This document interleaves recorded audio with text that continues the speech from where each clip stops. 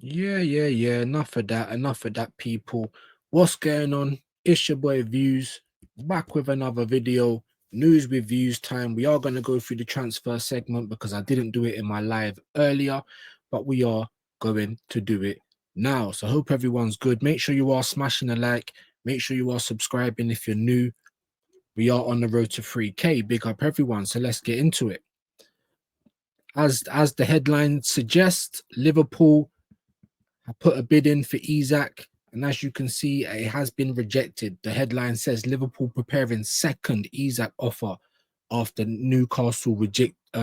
Sorry if I can talk. Initial bid. Let's quickly have a look at that. Newcastle have turned down Liverpool's opening bid for Isak.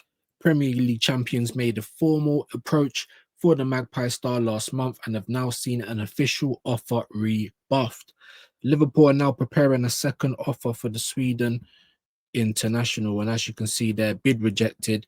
I mean, for all rival fans, this is 1-0 to us. You know what I mean? Newcastle, please just dig your heels in. You know what I mean? Yeah, we're just hoping. Obviously, if it don't happen and he goes to Liverpool, it will be a great coup for them. Ekatike and Isak up front, can't really ask for too much better. Let's be honest. You know what I mean? With the kind of summer that they're having already, as rivals, we can just hope that this goes wrong. But at the same time, they've got their big boy pants on, and I respect it. Preparing a second bid, Sky Sports understands Liverpool's opening offer was of 110 million plus add-ons. However, the total offer did not reach 120 million. Newcastle do not want to sell and value Isak at 150.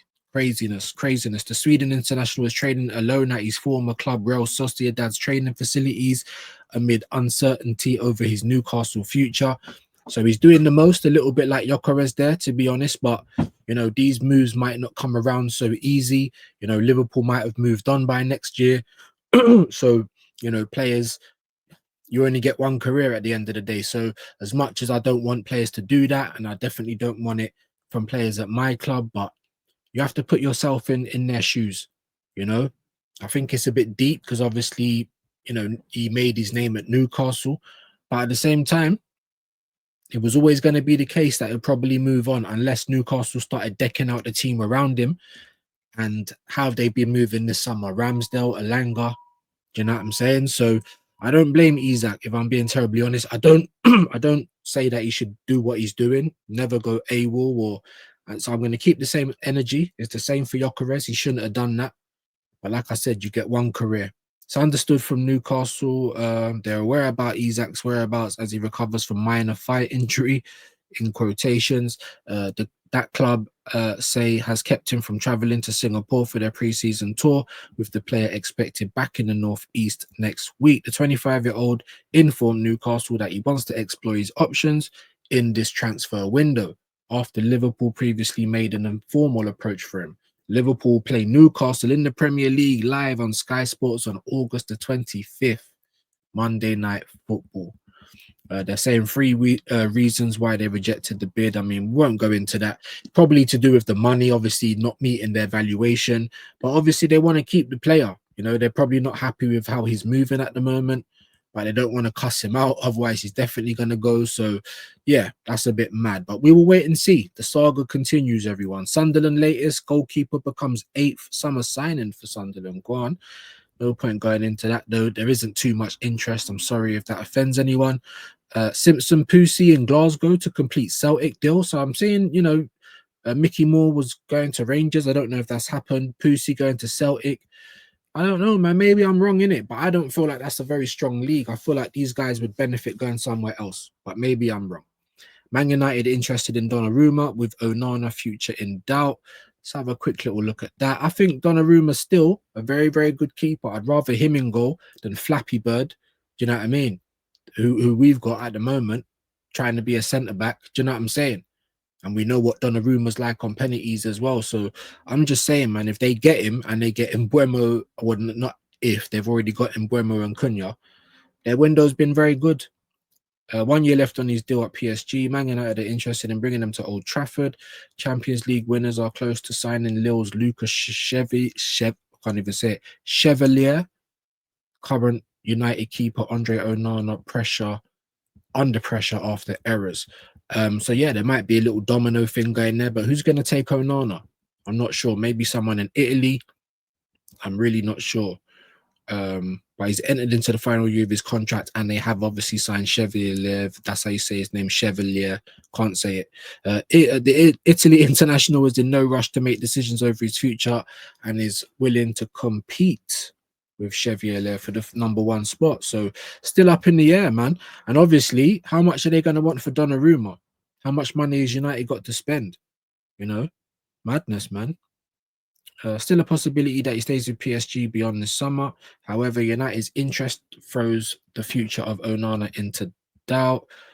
Cameroon international is with the squad in the United States, but is currently sidelined with a hamstring injury. So they're probably going to struggle to get rid of him, to be honest.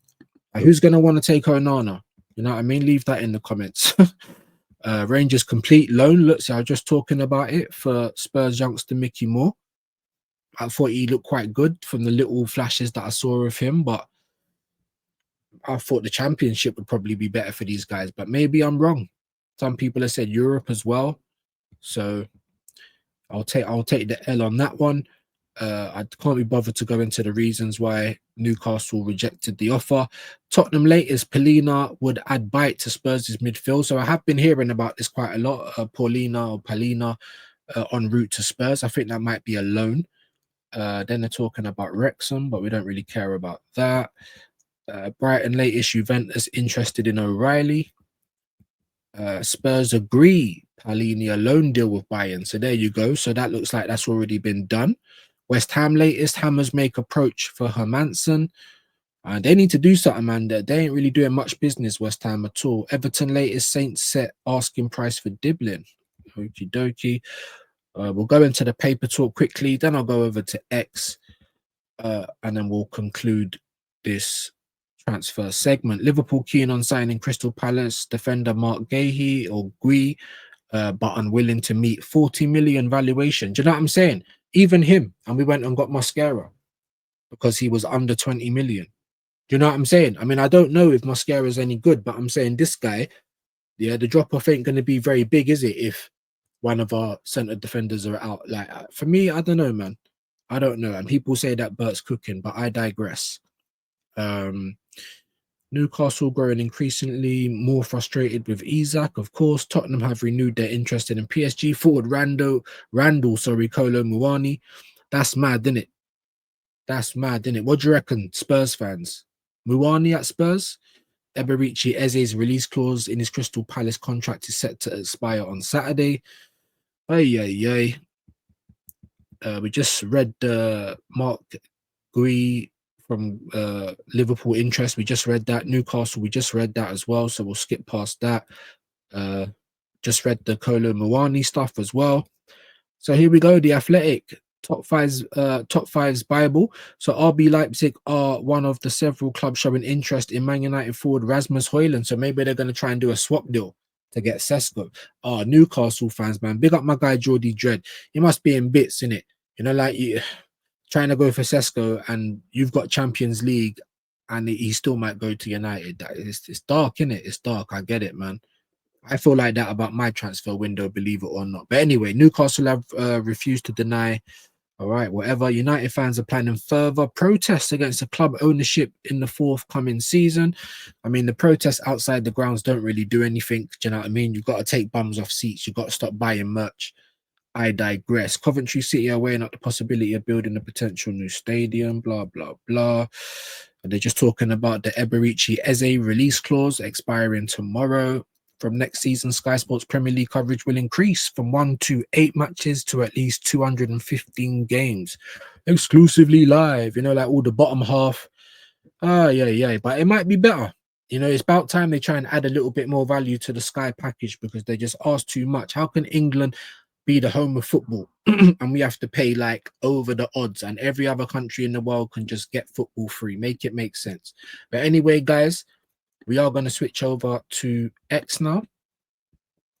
Let's have a little look on X. Let's see what Fabrizio and the rest of the guys are cooking up over there. Content has the content, guys, and we are here for it. We are here for it. All right, so this is my home bit. Let's just go straight to Fab. See what he's saying, mate. Let's see what he's saying, mate, today. In the next days and the next hours. But we know about Hater. I think that's already done.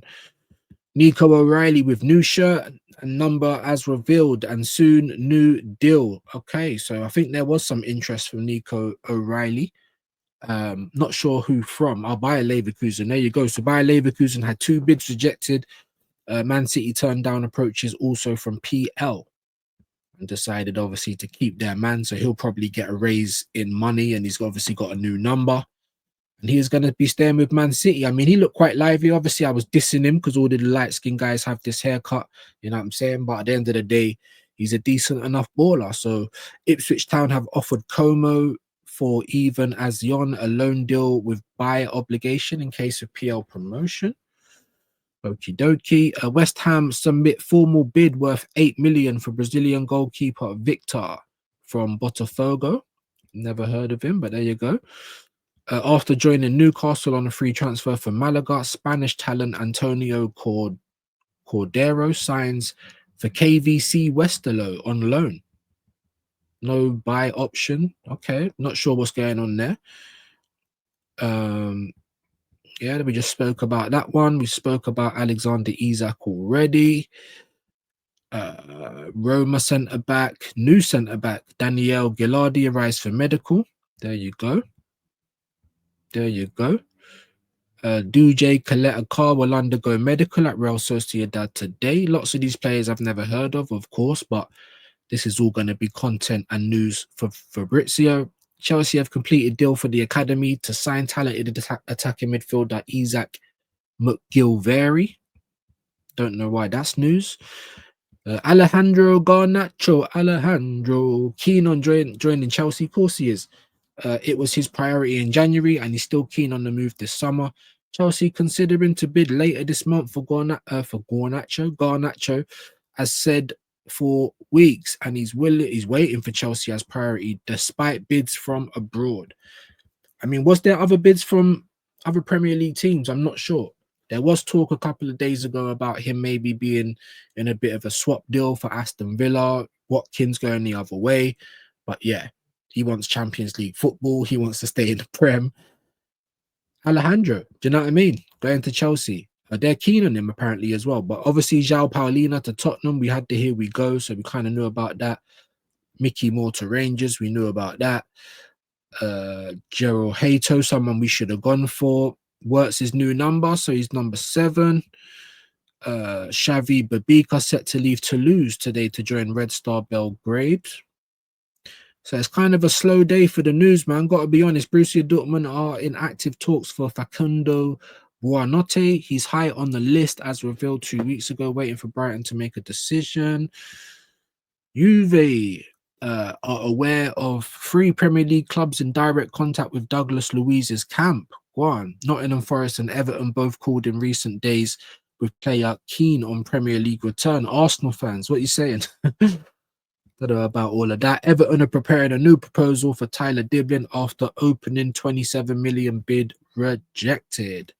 Villarreal and Brentford have both made contact to be informed on deal conditions for Ahmad Kalimuendo. He's one to watch this month. Okay. Man United informed Leipzig about plan to bid for Sesko, also to show evidence to the player that he's their top priority as new striker. Now Sesko will decide in the next days, with Man United and Newcastle proposals on the table. And this has been a weird one, isn't it? This has been a weird one because obviously this is Arteta's man. He's kind of like almost like the best of the rest, isn't it? I mean, what other strikers are really out there? I'd say Ollie Watkins more than him, but I don't know. Maybe that isn't going to go over well with the United players or fans, I should say. I don't know. I'm not sure. But it's an interesting one. We was meant to get him and they was meant to get Gyökeres, and it's probably looking like it's going to be total opposite. Who's going to bang? Who's going to make it work? Wouldn't it be funny if Sesko scores on August 17th and Gyökeres doesn't? Do you know what I mean? That would be definitely scenes. 25 million release clause into Denzel Dumfries' contract at Inter has now officially expired. Wah, wah. Looks like he's staying there. Nicholas Tagliafico, if I've said that right, landed to sign new deal at Olympic Lyon. Talking about Palina again. Yes, almost done. Daniel Gallardi, we knew all of that. Bologna sent opening bid to Al Nassr for Wesley Gasova. Saudi side turned it down. There you go. We knew about the here we go for Gallardi. Lens have agreed a deal to sign. Yeah, okay. I think we read that already as well. Simon Bouabre, if I've said that right.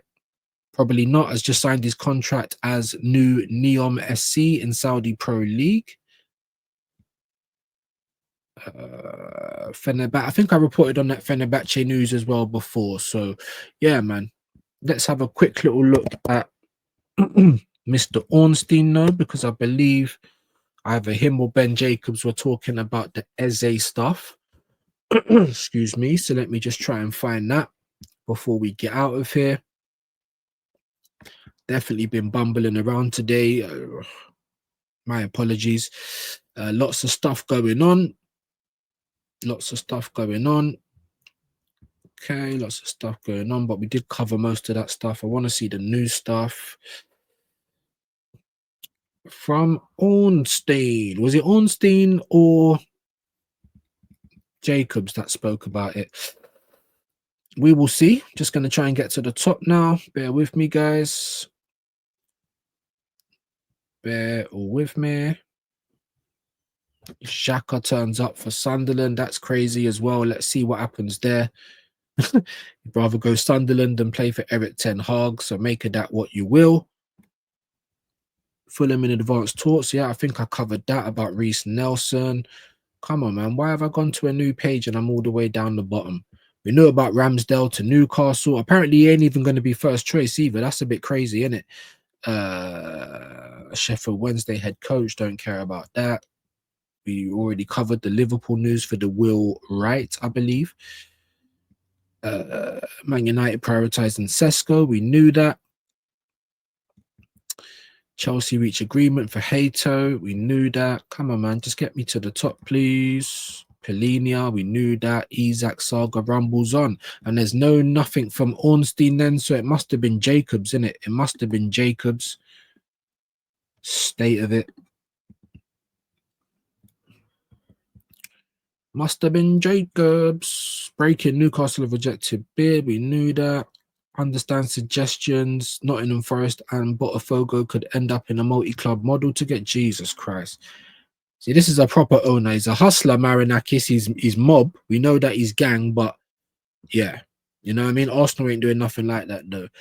Leo Castledine will join Huddersfield. Who cares? Come on, I'm pretty sure it was him talking about the Eze stuff.